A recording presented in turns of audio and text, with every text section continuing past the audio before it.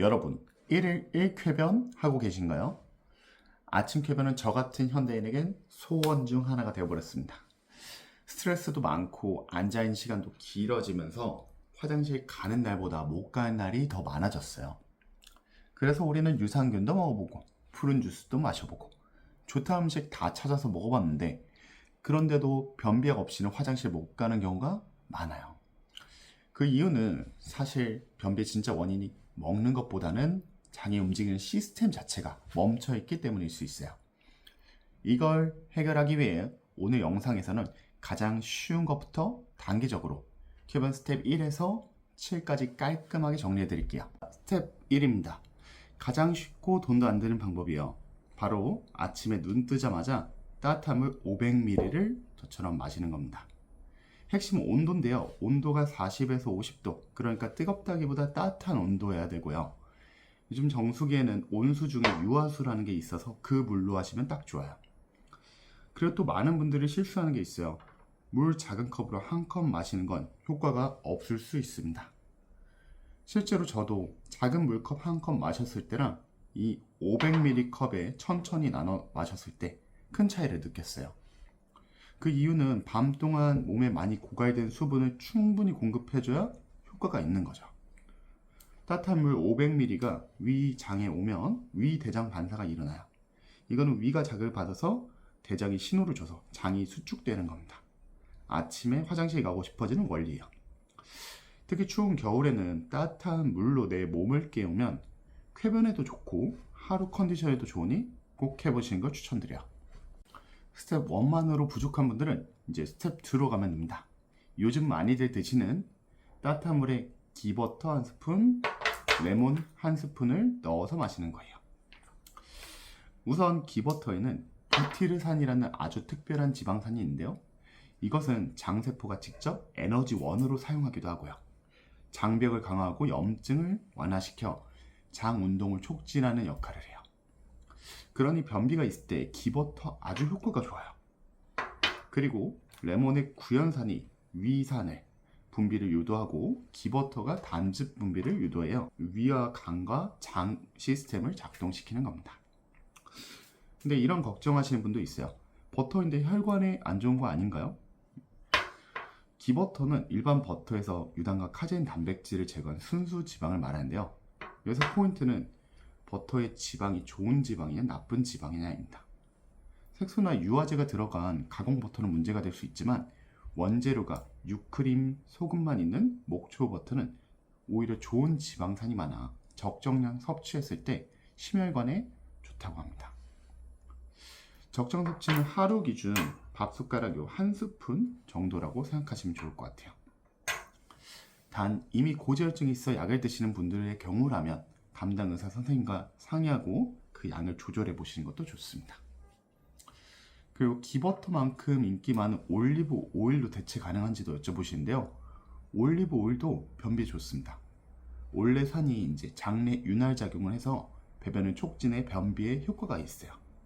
그런데 아까 말씀드린 부티르산은 기버터에 있기 때문에 기버터를 좀 더 추천드립니다.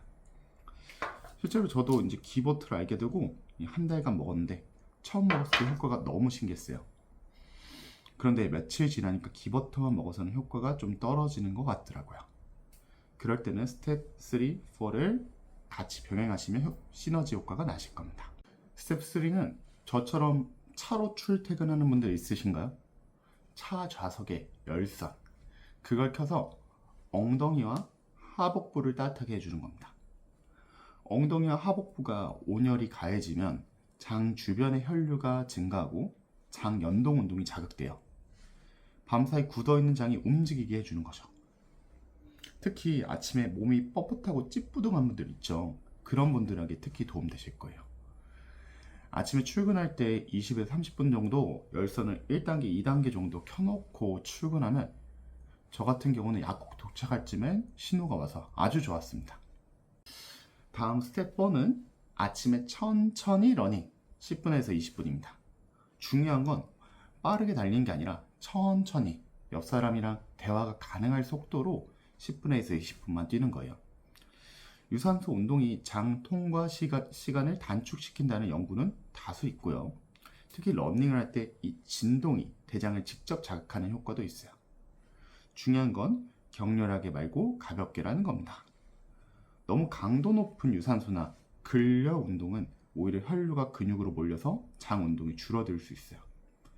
아주 천천히 뛰어도 좋으니까 한번 시도해 보시길 추천드릴게요. 스텝 5는 식사 전 그린 키위를 먹는 겁니다. 키위에는 액티니딘이라는 단백질 분해 요소와 식이섬유가 풍부해요. 효소가 음식을 잘게 분해해서 소화를 돕고, 식이섬유가 변이 잘 형성되고 부드럽게 나오는 데 도움이 됩니다. 2023년 미국 소화기학 학회에서도 그린 키위가 변비에 효과가 나타나는 걸 증명했는데요. 4주 동안 매일 그린 키위를 2개씩 섭취했을 때 변비가 있는 성인의 배변 횟수가 늘었고, 배변의 형태가 굳고 딱딱한 상태에서 정상적으로 개선되는 효과가 나타났습니다. 저도 이걸 알게 된 후로 이제 키위를 잘 챙겨 먹고 있는데요. 이런 질문이 있으신 분도 있으세요. 골드 키위가 더 맛있는데 그걸로 먹어도 될까요? 골드 키위는 고포도맵 식품이라서 가스가 더 찰 수도 있고요. 그리고 변비 목적에서도 그린 키위가 식이섬유도 많고 액티닌도 풍부해서 변비 효과에 더 좋습니다. 그러니까 변비 개선 목적이라면 그린 키위를 추천드릴게요.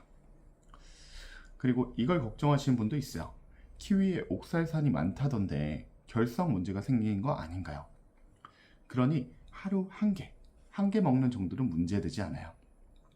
그래서 저 같은 경우는 이제 저녁 식사하기 전에 와이프가 키위 한 개씩을 챙겨줘서 잘 먹고 있습니다. 단 이미 신장 결석이 있으셨던 분의 경우엔 주의가 필요할 수 있어요. 자, 스텝 6은 식사에 추가하는 방식인데요. 볶은 아마씨 가루입니다.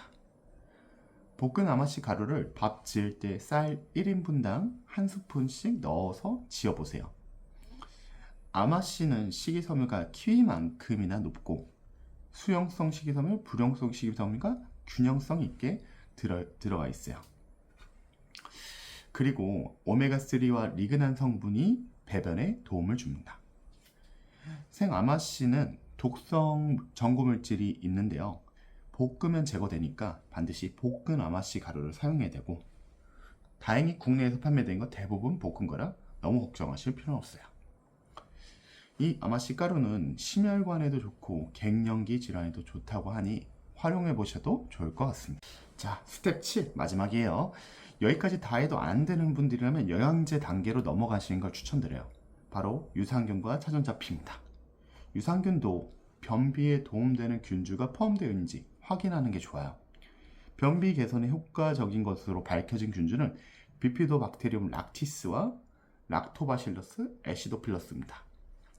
2011년 스칸디나비아 위장병학 학회지에 따르면 배변 횟수가 주 1에서 3회 변비가 있는 25세에서 65세 100명에게 비피도박테리움 락티스 HN019를 2주간 먹였을 때 변의 대장 통과 시간이 33% 감소한 것으로 나타났습니다.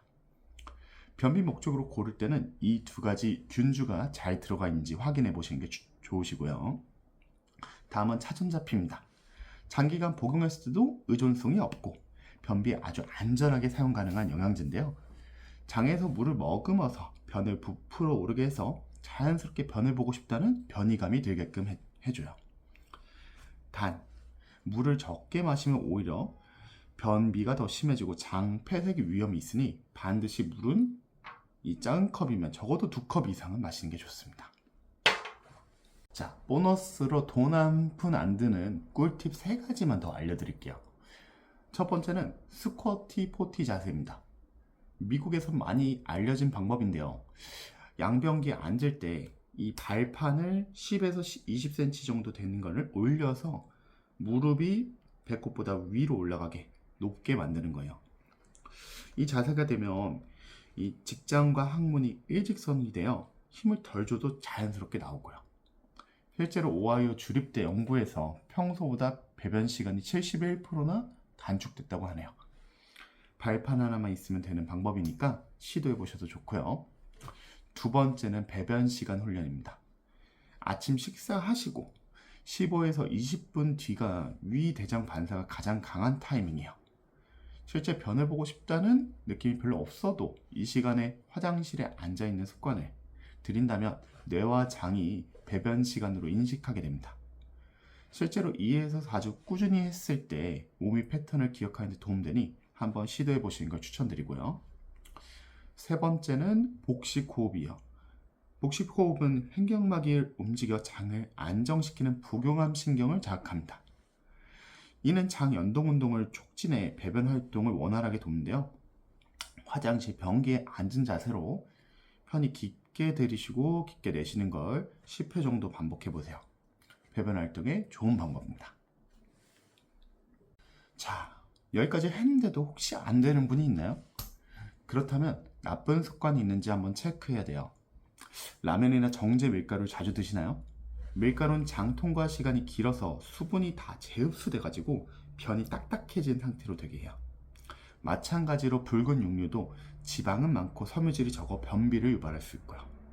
또 요즘 커피를 많이 드시죠? 커피를 하루 2잔씩 자주 드신다면 이뇨작용으로 장내 수분이 부족해지고 교감신경 자극으로 변비의 원인이 될 수 있습니다. 이럴 때는 커피를 줄여보셔야겠죠. 마지막으로 배변 신호가 왔을 때 참지 않아야 돼요. 반복적으로 참으면 직장의 감각 자체가 둔해져서 신호가 점점 약해지니까요. 그 외에 변비 유발 음식은 제가 사진 올려드릴 테니 이 사진을 참고해 보셔도 좋을 것 같습니다. 오늘 제가 아는 쾌변을 위한 꿀팁을 다 털어 말씀드렸어요. 스텝 1부터 7까지 모두 한 번에 하실 필요 없고요. 순서대로 1부터 하나씩 해보시는 걸 추천드리고요. 그리고 장이 편해야 하루가 즐겁습니다. 오늘 하루 즐거운 하루 되시길 바라고요. 다음에도 몸을 지키는 중요한 팩트를 폭격하러 오겠습니다.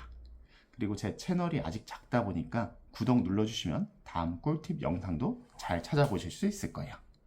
여러분 그럼 건강한 하루 되세요. 매